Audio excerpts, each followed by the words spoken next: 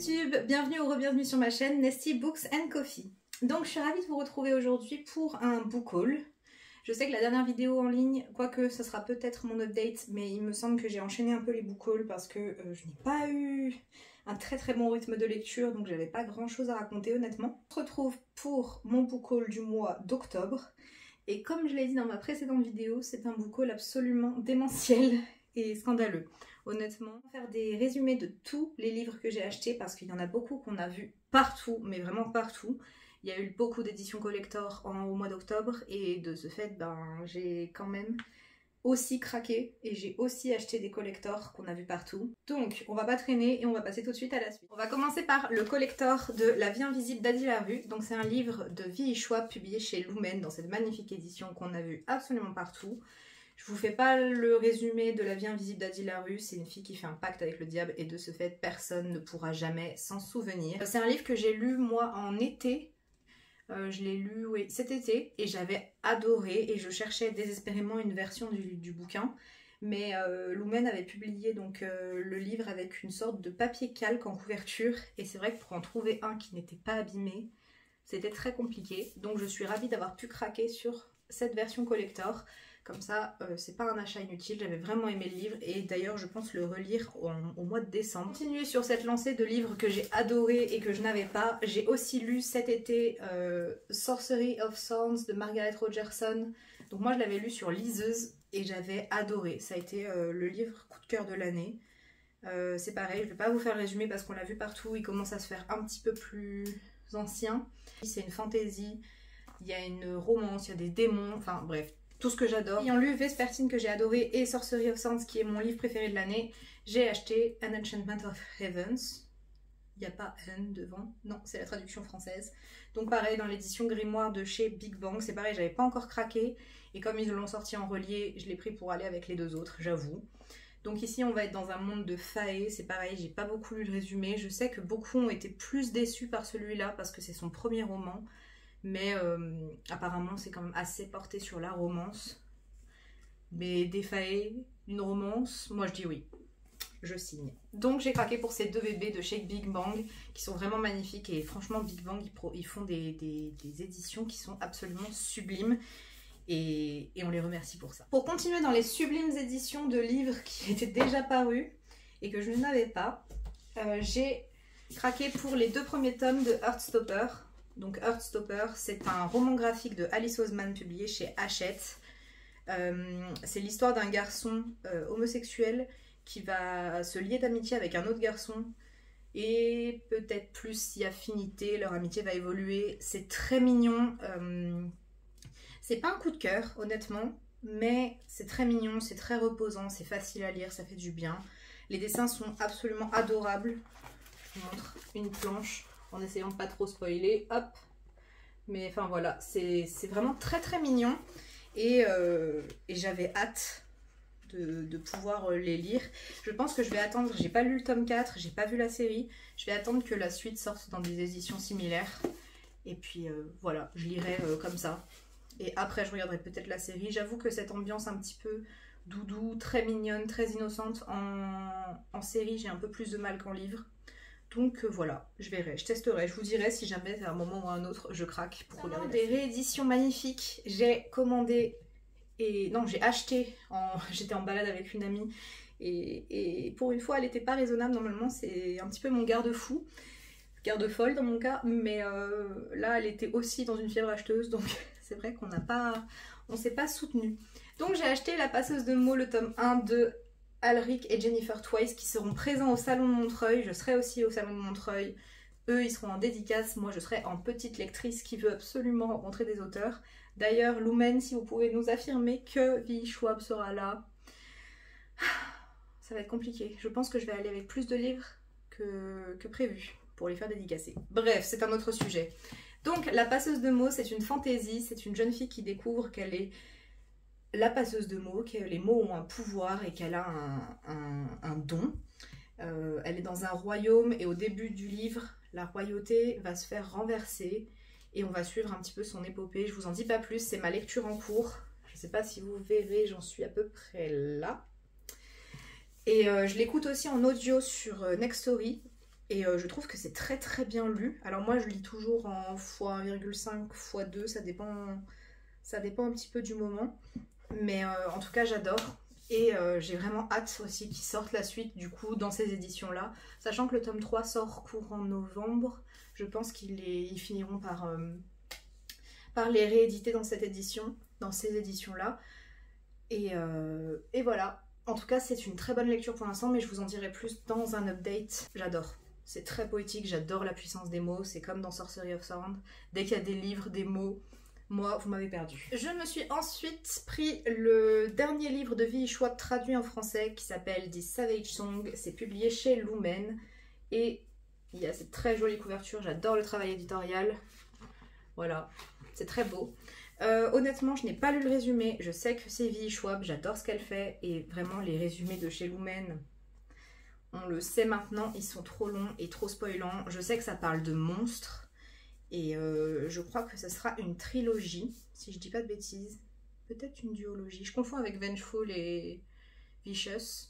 Mais en tout cas, hâte de voir ce que ça donne. Je pense que celui-ci passera dans le mois de novembre pour finir avec des touches automnales. Et avant d'attaquer mes lectures, j'ai droit à une réimpression de Le sang et la cendre, tome 1 et 2. Donc c'est des livres que je voulais absolument lire, sauf que même d'occasion et en brochet, ils étaient extrêmement chers. Donc Deux Saxus nous a fait le plaisir de les rééditer sous cette forme-là. J'ai vraiment très hâte de découvrir donc, cette histoire. C'est l'histoire de Poppy qui ne sait pas à quoi elle ressemble. Elle a un voile sur le visage, il va y avoir des complots, de la politique, c'est une fantaisie... Il y a de la romance, bref, j'ai hâte de découvrir. Je sais que l'écriture de Jennifer Armentrout est très addictive, donc vraiment très très hâte. C'est de jolies briques, mais c'est écrit assez gros. Et vraiment, ils sont très très beaux. Mais c'est pareil, on les a vus à peu près partout, donc je ne reviens pas sur le sujet. Mais merci de Saxus de réimprimer nos livres, enfin les livres qui ont eu beaucoup de succès. Parce que c'est vrai que la course au relié est assez pénible. Toujours chez De Saxus, je me suis pris Chasseur de flammes. Donc j'avais très très peur parce qu'il paraît qu'il y avait eu des problèmes d'impression. Chasseur de flammes, c'est une fantaisie orientale donc de Asfa Faisal. Je sais pas si je le prononce bien et je suis vraiment désolée. C'est l'histoire d'une chasseuse et d'un prince qui va devoir... tuer la chasseuse et ils sont en quête tous les deux du même artefact magique. Donc c'est tout ce que j'en sais, je veux pas en savoir plus. On l'a vu partout, blablabla, on recommence, j'avoue. Mais en fait j'aime beaucoup les éditions de Saxus quand ils font des romans sous ce format-là, donc avec une espèce de tissu et des surbrillances. Et la Dust Jacket, je les trouve vraiment très beaux. Il y a certains reliés que je trouve pas forcément magnifiques. Par exemple, les loups dorés, il m'a fait ni chaud ni froid, j'avoue. Donc voilà, j'ai pris Chasseur de flammes et j'ai hâte de découvrir. Là, je suis un petit peu... je reste un peu perplexe sur le jaspage. Le bleu me dérange un peu. Non, c'est vraiment très très... comment dire, très superficiel, mais c'est vrai que je le trouve un peu trop bleu, trop foncé, trop... je sais pas, je préfère le bleu de la couverture. Je sais pas si on va très très bien voir étant donné que je filme le soir et qu'il commence à faire nuit très tôt. On adore l'hiver, ça, et l'hiver après. Ça, chez Gibert, j'ai pu m'acheter The Love Hypothesis de Ali Hazelwood. Ici, c'est publié chez Berkeley. C'est l'édition en VO. C'est une romance dans le milieu universitaire. Donc, c'est une doctorante, si je dis pas de bêtises. C'est ça. Et il y a une romance. Je sais que c'est une romance qui a énormément fonctionné. Et c'est vrai que les romances, j'aime bien les lire en anglais parce que ça me permet d'évoluer en anglais sans avoir un univers de fantasy hyper dur à comprendre. Donc voilà, on l'a vu partout. Il a été traduit récemment chez Hauteville. Et il a gardé d'ailleurs la même couverture. Donc à voir. Et si celui-là me plaît, je pense que je prendrai le suivant qui s'appelle Love and the Brain. Et qui est toujours pareil. C'est dans le milieu universitaire scientifique. Et toujours de la romance très, très mignonne. Donc j'ai hâte de voir ça, je vous en dirai des nouvelles quand je l'aurai lu. Craqué lors d'un passage chez Cultura pour Legendborn, qui avait un marque-page. Donc Legendborn de Tracy Deonn, le tome 1, Légende vive, ce sera une trilogie, c'est publié chez J'ai lu. J'aime beaucoup le format des éditions J'ai lu, c'est des semi-poches et je les trouve beaucoup trop mignons.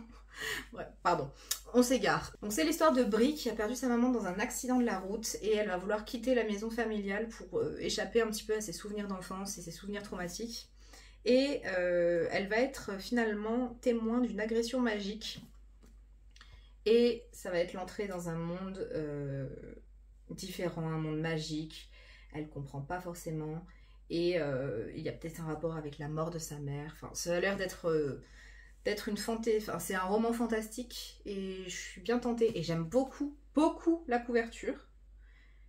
Et je sais qu'il a fait beaucoup de bruit sur la sphère anglophone, donc eh bien on verra. Les éditions Slalom ont récemment sorti La prophétie des sœurs serpents par Isis Labo Caberia. Une histoire de sororité au cœur d'une aventure fantastique, ils nous disent. Donc ça va être l'histoire de Naïla qui va être qui est en vacances en Martinique chez ses grands-parents. Et elle va tomber sur des secrets de famille et elle va se retrouver projetée dans le passé et rencontrer une autre fille et elle va découvrir la magie et elle va rencontrer d'autres personnages. Vous vous doutez bien qu'il y a 4 personnages féminins et ça m'a beaucoup intriguée. Celui-là aussi me fait très très envie, même s'il est un petit peu estival je trouve. Donc je sais pas quand est-ce que je vais le lire, mais en tout cas j'ai complètement craqué, il est beaucoup trop beau, j'adore. Vous remarquez que je suis très superficielle et que j'ai beaucoup craqué pour des choses très belles. Suite au visionnage des recommandations d'automne de Margot Liseuse, alors je ne sais pas si c'était celle de cette année ou d'année précédente, parce que c'est vrai que j'ai tendance à regarder beaucoup de vidéos assez anciennes, j'ai craqué pour Wicked de Gregory Maguire, donc la véritable histoire de la méchante sorcière de l'Ouest, donc la méchante sorcière de l'Ouest, qui est le personnage, enfin l'antagoniste de Le Magicien d'Oz, dans Le Magicien d'Oz. Ça va être l'histoire de son passé, de son histoire, comment elle est devenue ce qu'elle est. C'est publié chez Brajlon, je l'ai trouvé d'occasion, c'est vrai que je trouve qu'il est assez compliqué à trouver en magasin, enfin en librairie, donc j'étais très contente de le trouver d'occasion, sachant qu'il y a une suite, il me semble, qui vient de sortir, ou qui est sortie cette année. Si jamais je la retrouve, je vous la mettrai quelque part par là. Mais c'est vrai que j'ai très hâte de le lire, sachant que moi je ne connais pas le conte du Magicien d'Oz. Je ne l'ai pas lu, je ne l'ai pas vu, et donc ça va être ma première entrée dans ce milieu-là. Je vais me dépêcher avant qu'il n'y ait absolument plus de lumière. On va accélérer pour les derniers. Sur Le Dernier Lion d'Albâtre de... je n'ai pas le nom, d'Anna B. Chalice chez Gulfstream Editor. Donc c'est une très jolie édition avec une dust jacket. Donc c'est pas un relié, hein. C'est exactement la même couverture dessous, mais c'est une carte. Donc l'édition est absolument magnifique. À suivre dans ce roman de fantasy une ancienne esclave de 17 ans qui est devenue voleuse pour survivre. Et sa réputation va aller jusqu'aux oreilles du roi qui va lui confier une mission. Et dans cette quête, il va y avoir pas mal de rebondissements. Et en tout cas, ça a l'air assez intéressant. Je n'avais pas de roman de chez Gulfstream, donc hâte de découvrir ça. Sachant que vraiment, je trouve le livre superbe. Je regarde énormément une youtubeuse qui s'appelle Nina Quill. Je ne sais pas si vous la connaissez, mais elle fait beaucoup de vidéos. Elle lit principalement de la romantasy, de la bitlit et de la romance. Elle parle souvent de 2 séries de bitlit qui m'ont donné envie à force d'en entendre parler. J'aimerais bien découvrir la bitlit, je connais pas du tout ce genre. Donc j'ai décidé de craquer. Donc c'est le premier, j'ai pris Au bord de la tombe, donc c'est Chasseuse de la nuit, le tome 1 de Jenienne Frost chez Milady. Donc c'est un personnage qui est mi-humaine, mi-vampire et qui tue des vampires.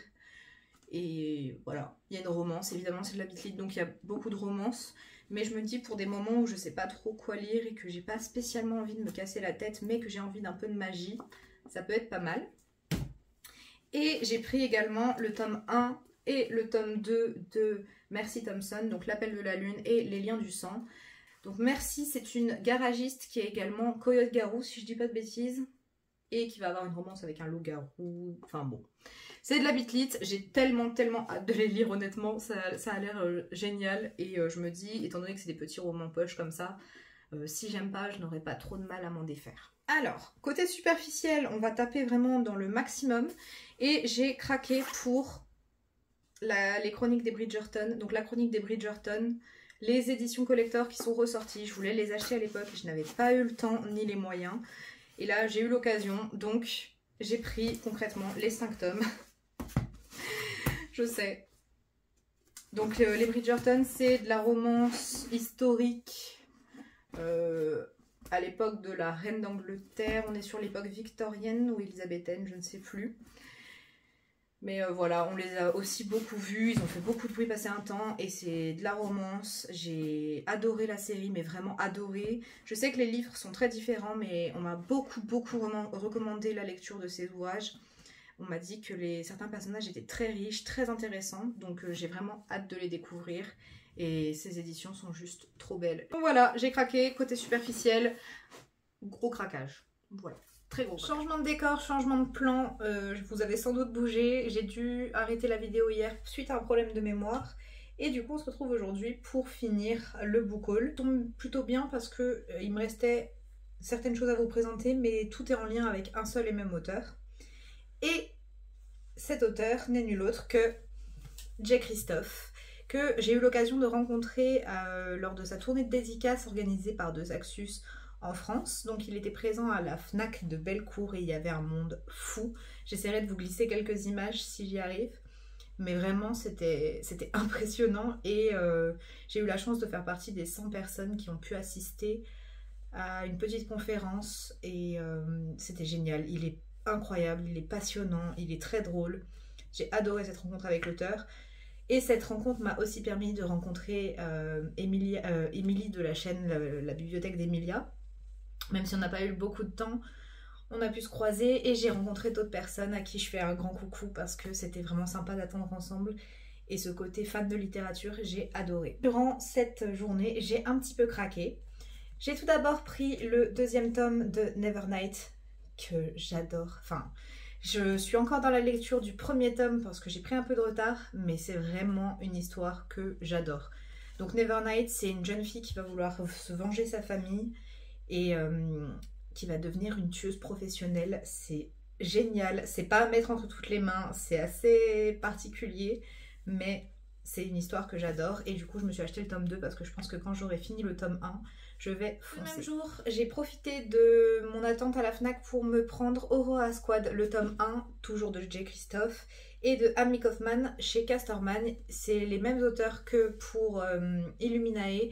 À l'origine, je cherchais Illuminae parce que j'étais assez intriguée, mais il ne l'avait plus en rayon. Aurora Squad, je n'en sais absolument rien. Je sais que c'est de la science-fiction, que c'est des personnes qui vont se retrouver... Enfin, des personnes très différentes qui vont se retrouver tous ensemble.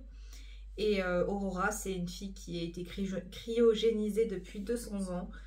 Et elle va se retrouver dans une équipe, comme ils disent, de tête brûlée. Donc, hâte de voir ça. Et du coup, j'en ai profité. J'ai fait signer donc le tome 1 de Nevernight.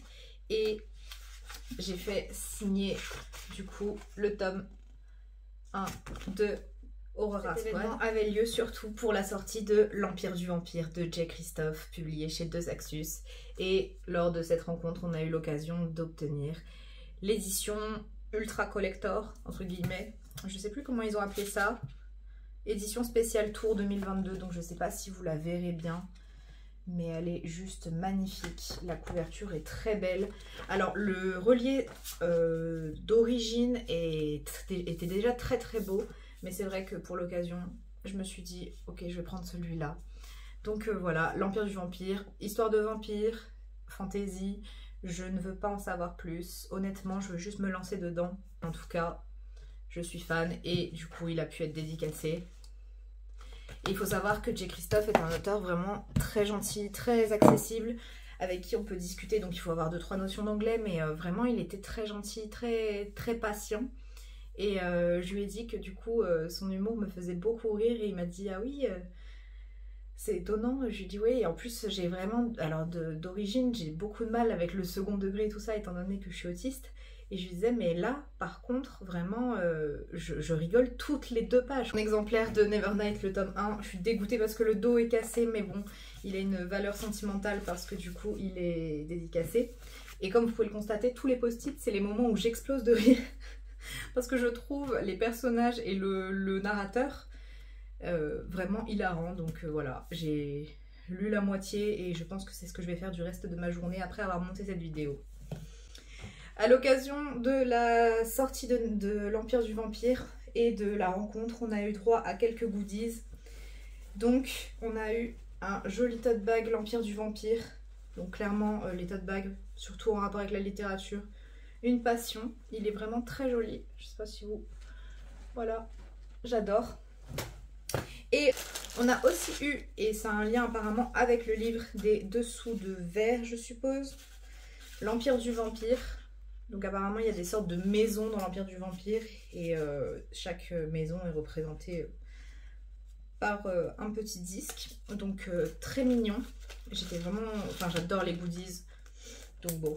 Et vous allez voir, effectivement, comme je vous disais, j'adore les goodies et j'ai complètement craqué. Donc il y avait l'épouse de J. Christophe qui est aussi très gentille, qui vendait des goodies en rapport avec les autres livres ou les autres univers. Donc je me suis pris un pins, enfin une broche de Nevernight, donc c'est le corbeau de Mia. C'est le symbole de sa famille, donc du personnage principal, Mia Corveret. Donc voilà, il est trop joli. Et l'objet sur lequel j'ai le plus craqué, et vraiment, c'était pas très raisonnable honnêtement, mais elle vendait aussi un jeu de tarot, enfin oui, un jeu de tarot, à l'effigie donc des personnages de J. Christophe et de tous ses univers. Donc je vous montre la boîte de plus près. On a un joli rouge très sanguinaire étant donné l'univers de J. Christophe. Et je vais essayer de vous montrer quelques cartes. Pour vous montrer un petit peu à quoi ressemblent les cartes, on a cette première carte, j'espère qu'il n'y a pas trop de reflets, qui représente Mia, donc le personnage principal de Nevernight.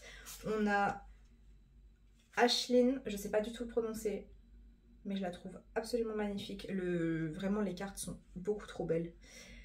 On a ensuite par exemple Trick, que j'aime beaucoup comment ils l'ont représenté, et ça me permet de vraiment visualiser les personnages, parce que c'est vrai que j'ai tendance à visualiser l'univers plus que les personnages. Et on a aussi par exemple Ezra. Et vraiment c'est un objet pour moi qui est très collector, ce jeu de tarot. Donc vraiment j'étais trop contente et je le trouve magnifique. Et j'étais vraiment ravie de cette rencontre qui était incroyable. Et voilà, parenthèse fermée sur J. Christophe. Comme vous avez pu le constater, j'ai beaucoup craqué, que ce soit en livre ou en goodies. Mais c'est vrai que c'était l'occasion et les sorties d'octobre étaient incroyables. Donc j'espère qu'en novembre, ce sera plus calme, même s'il y a quelques précommandes qui devraient arriver. Je vous remercie d'avoir regardé cette vidéo. N'hésitez pas à vous abonner, à me laisser un petit commentaire et à aimer la vidéo. Ça me touche énormément. Je vous remercie pour l'accueil que vous aviez réservé à mes précédentes vidéos, parce que j'ai remarqué qu'elles faisaient de plus en plus de vues et qu'il y avait de plus en plus d'interactions. Et ça me touche énormément, ça me fait beaucoup trop plaisir, donc merci. Je vous laisse me mettre en commentaire ce que vous avez lu, ce que vous aimeriez lire et ce que vous avez acheté. Et je vous fais de gros bisous, je vous dis à bientôt et surtout prenez soin de vous. Bye!